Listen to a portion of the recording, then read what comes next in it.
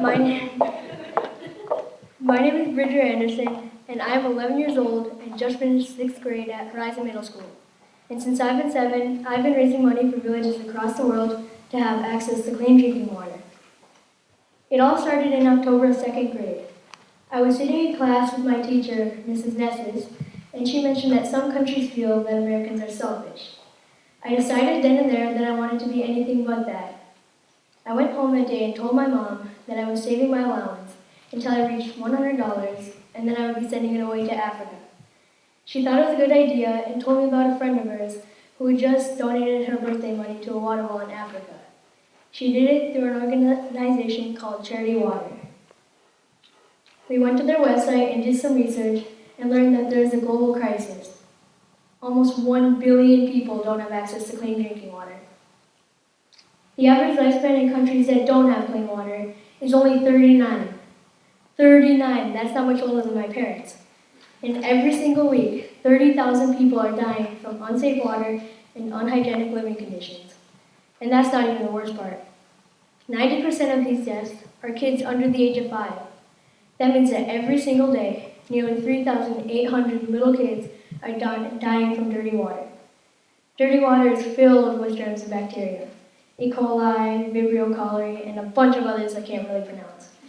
But children's bodies aren't strong enough to fight the dysentery, diarrhea, and other illnesses caused by this. And children are spending hours every day walking miles to find water sources. Most times, this water isn't even clean. Because they are so busy collecting water for their families, they don't have time to attend school.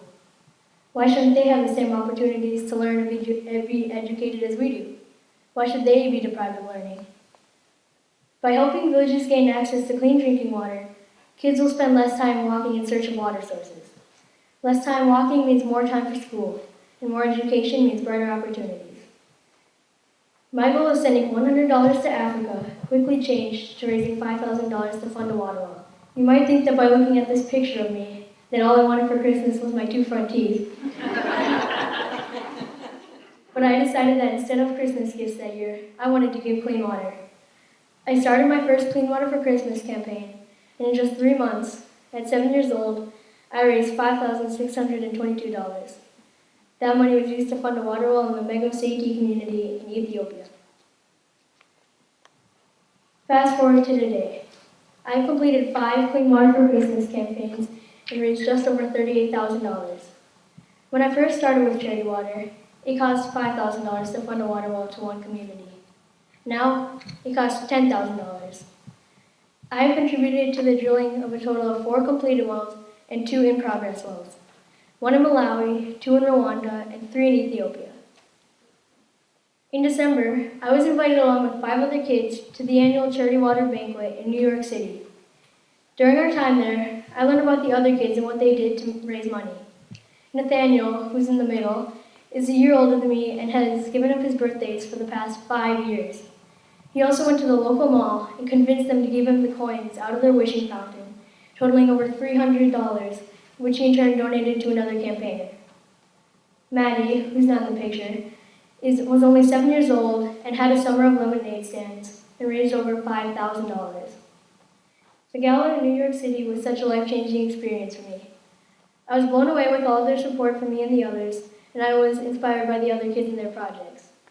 At the end of the night, Charity Water raised over $1.5 million online in donations in only 5 minutes. That wasn't the best part, though. The best part? I got to meet skateboarding legend Tony Hawk. I have learned a lot from my experiences with Charity Water. It has opened my eyes and taught me more than I could have ever imagined. My next goal is to hit $50,000 for clean water. But just because we reach another goal, the problem will not go away. The global water crisis will not be solved with $5,000, $50,000, or even $500,000. It'll take millions and millions of dollars raised by all of us. We have a lot more work to do. People always ask me, why do you choose to raise money for Charity Water over receiving Christmas gifts? The answer to that is easy. It's the satisfaction from saving all my money and putting it towards a good cause. I don't think that because I'm only 11 years old, I can't make a difference.